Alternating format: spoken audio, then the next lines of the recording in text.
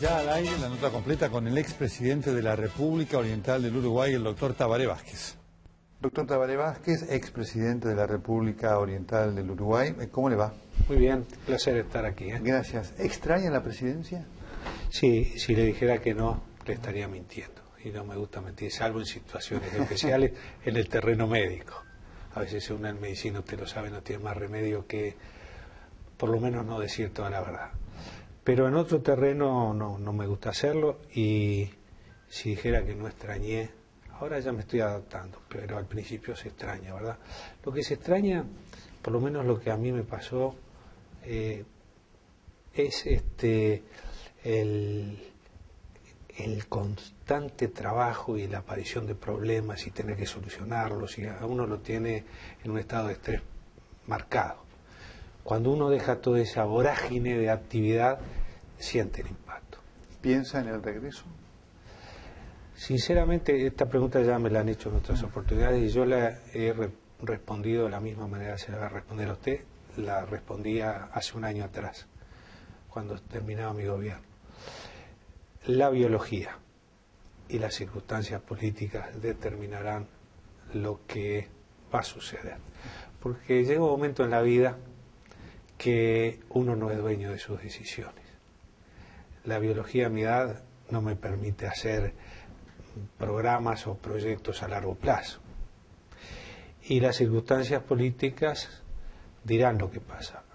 Y dentro de las circunstancias políticas yo pertenezco a una fuerza política como el Frente Amplio, donde quienes deciden libre y democráticamente quién va a ser su candidato son los Frente Amplistas. Por tanto, son ellos los que tendrán que dar también su opinión en su momento. Usted, por lo tanto, no lo cierra, lo deja libre de lo que sea. Exactamente. Le tocó vivir a usted en este contexto, y por eso iba con la pregunta genérica, todo el momento más duro de la relación entre Argentina y Uruguay con el tema Botnia. ¿En algún momento usted intuyó que hubo la posibilidad de una ruptura en las relaciones entre la Argentina y el Uruguay en el momento más duro del conflicto por Botnia?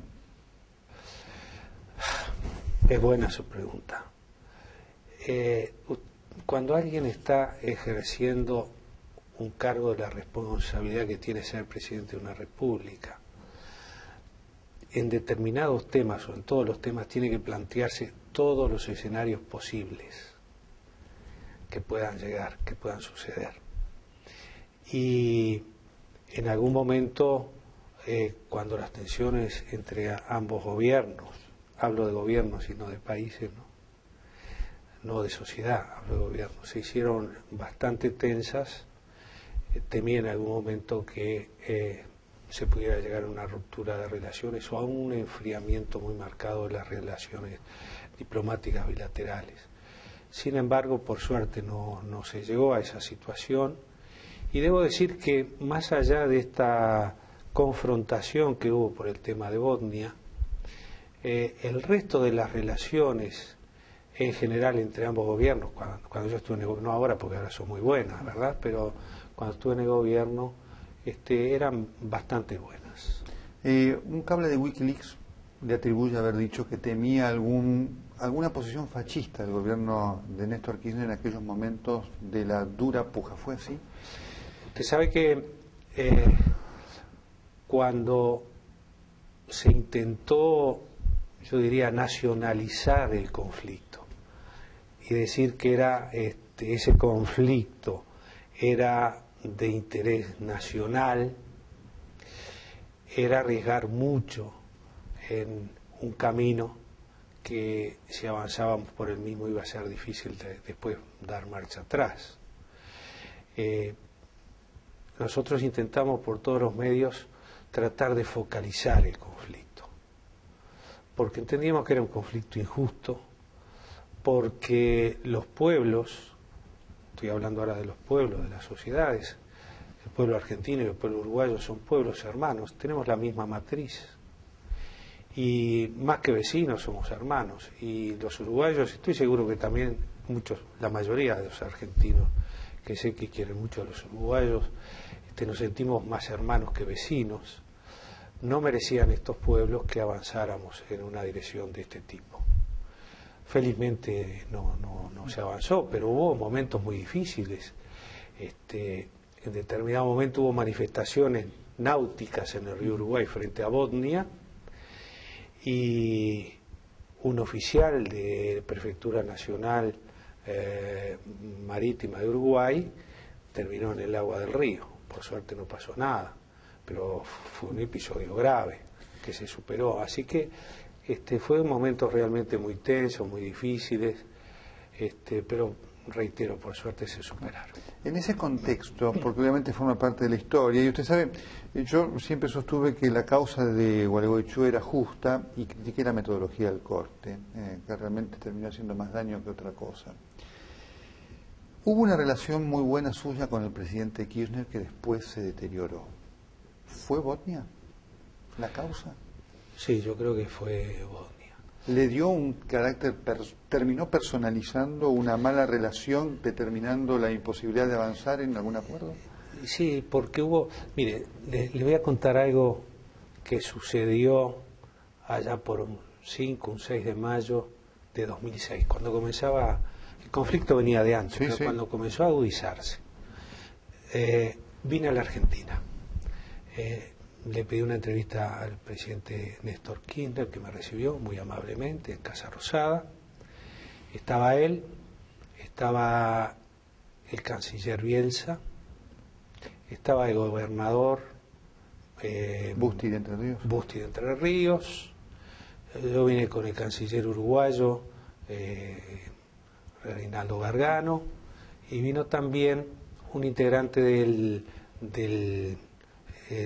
Tribunal de Cuentas del Uruguay, el contador Ariel Álvarez. Hicimos ahí una reunión.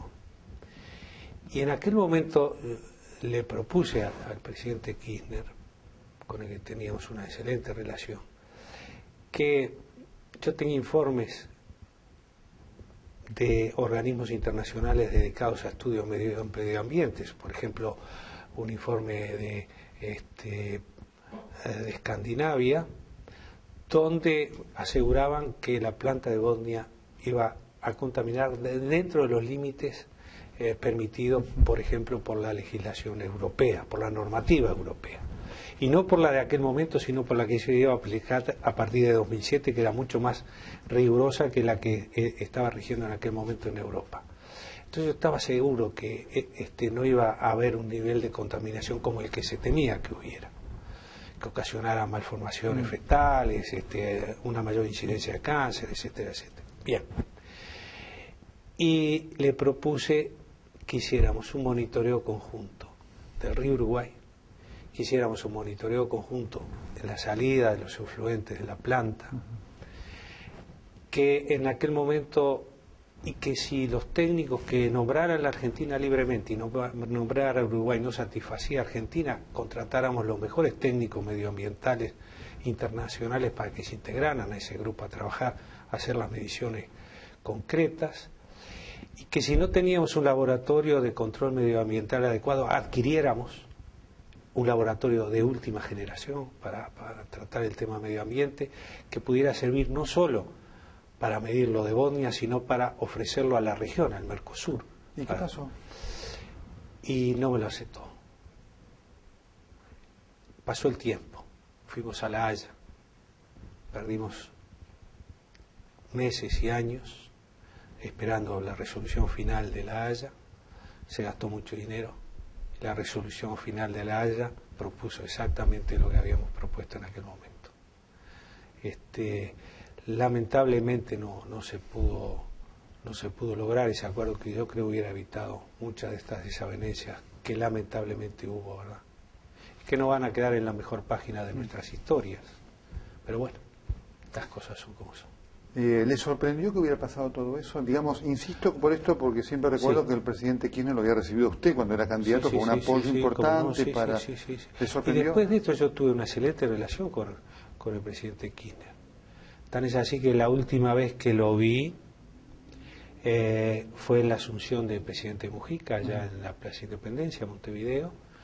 Él llegaba con la señora presidente de Argentina.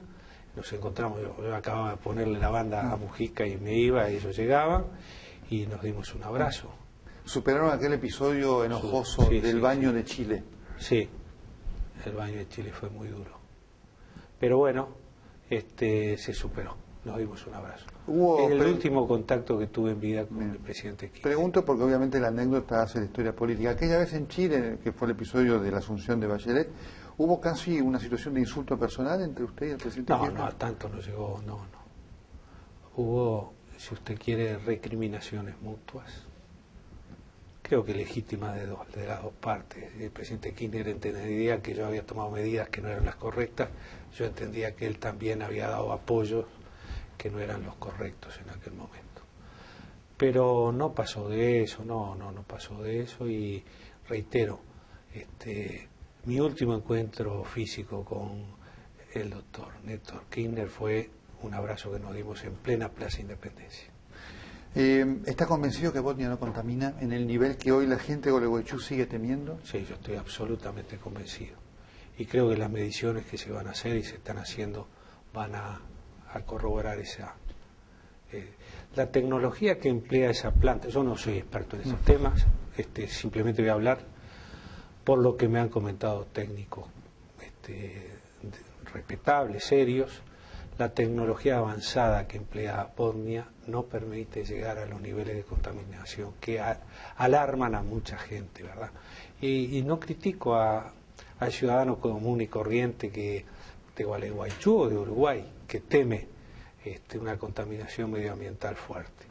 Yo creo que lo que tenemos que hacer los gobiernos y los científicos es informar adecuadamente a la población de cuál es la realidad que se está viviendo. Y los hechos después confirmarán o no quién tiene razón en este tema. Última pregunta de este tema, que obviamente ha formado parte de la historia que a usted le tocó vivir, ¿no es cierto?, con la relación entre Argentina y Uruguay. Si fuera al revés, ¿dudaría o no de decir, bueno, me equivoqué y esto hay que levantarlo? Si fuera al revés, si hubiera contaminación, no dudaría un instante. Y se lo dije en esa reunión al presidente Kirchner. Si comprobamos que Botnia contamina, primero tomemos la medida para bajar la contaminación. Pero si no lo logra, se levanta Botnia. Doctor Vázquez, usted se fue con un altísimo nivel de popularidad. ¿En algún momento estuvo tentado por ir por la reelección y forzar en su país una reforma de la Constitución? No, desde el primer momento que se planteó el tema de la reelección dije que no iba a ir a la reelección. En mi país a veces parece que uno no hablara muy claro y a veces, como en el caso de la reelección, cada 15 días me volvían a preguntar si yo iba a ir a una reelección y cada vez sistemáticamente dije que no iba a haber una reelección. Compañeros y amigos generaron un movimiento pro-reeleccionista. Le dije, no lo generen, pues yo no voy a ir a una reelección. Juntaron firmas, no sé cuántas, una cantidad impresionante de firmas entre ciudadanos para llegar a una reforma electoral o constitucional. Y estando las firmas le dije que yo no iba a ir a la reelección. Y no iba a ir a la reelección por razones que eran muy claras. El Uruguay estaba encontrando sus equilibrios, en términos médicos usted los conoce, su homeostasis, esa constancia del medio interno tan necesaria para tener una vida correcta, y las naciones son organismos vivos, ¿verdad? Están integrados por seres humanos. No es un pedazo de tierra con gente arriba. Una nación, un país, es la gente que constituye ese país. Por tanto, es un organismo vivo que necesita equilibrios internos para vivir en paz, en calma, en salud.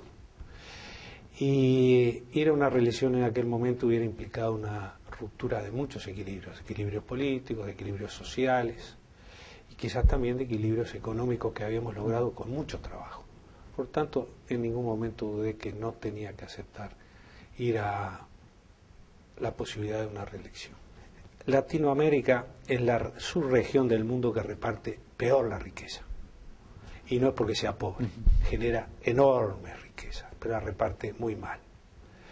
Yo estoy convencido que hay que tomar medidas para mejorar esa distribución de la riqueza, ¿verdad? Porque para que un país se desarrolle y para que avance, tenemos que avanzar todos. No pueden avanzar unos pocos y el resto queda rezagado. A la corta o a la larga, más a la corta que a la larga, esto nos trae problemas. Y trae problemas para el que tiene mucho y para el que no tiene nada. Sufre más, por cierto, quien menos tiene. Por tanto, esta región amerita que se cambie ese fenómeno que hace que se concentre la riqueza en un sector relativamente pequeño de nuestros habitantes y la mayoría de los latinoamericanos no tengan una vivienda adecuada, no tengan acceso a la salud, a la educación de sus hijos, a una alimentación correcta. Esto hay que cambiarlo, hay que cambiarlo. Y no tenemos que echarle la culpa, toda la culpa al imperio de turno, ¿no? Porque siempre todos nuestros males vienen de afuera, que si son los españoles, que si son los portugueses, que si son los ingleses, que si son los yanquis, que sí tienen una gran responsabilidad, pero también tenemos que hacernos una autocrítica y decir, bueno, ¿qué hicimos nosotros los latinoamericanos para tener un proyecto de región que le dé calidad de vida a nuestros ciudadanos? No lo hemos hecho, por omisión, por incapacidad o quién sabe por qué. Y creo que ahora nuestros próceres sí lo intentaron hacer. Y estamos en deudas con ellos, ¿verdad? Porque después que ellos se fueron, Latinoamérica, y sobre todo América del Sur, anduvo a la deriva. Bien, tenemos esa tarea pendiente. Ahora, para mejorar la distribución de la riqueza, tenemos que demonizar a sectores de la sociedad que tienen riqueza. Yo creo que no.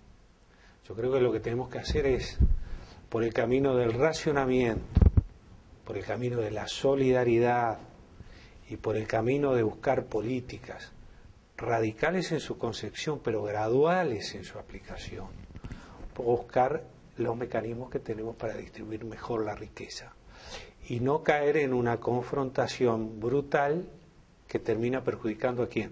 A quienes menos tienen. Doctor Tabaré Vázquez, expresidente de la República Oriental del Uruguay.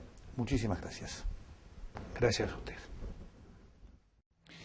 Muy bien, después de esta noche variada, Pino Solana, Fernando Sabater, el expresidente del Uruguay, dos reflexiones. Primero, bueno, Vargas Llosa finalmente inauguró la Feria del Libro y nada pasó. Eso es una buena noticia. Y debería ser una enseñanza para aquellos que pensaron que diciendo que Vargas Llosa no merecía abrir la Feria del Libro. Deberían reflexionar si lo que lograron no fue exactamente lo contrario de aquello que pretendían, que tal vez eso pasara inadvertido, que no tuviera mayor repercusión. Es una reflexión de esta hora. Y la segunda, ¿será Cristina Fernández de Kirchner candidata a presidenta? Ella ha expresado alguna duda. Su entorno no tiene duda. Debe ser ella. Porque si Cristina Fernández de Kirchner no es la candidata, el kirchnerismo como tal termina. Ese es el nudo de la discusión o de lo que está pasando en el centro del poder. Mientras esto pasa y mientras la presidenta decide, e insisto, creo que no tiene más opción, si es que pretende que el kirchnerismo continúe, hay un consejo para darle a la señora presidenta y a quienes la rodean. Debe cuidar mejor su salud. Hace a la fortaleza política del proyecto que quienes la rodean quiere que ella encarne y continúe. Hasta el próximo jueves. Muchas gracias. Felices Pascuas para todos.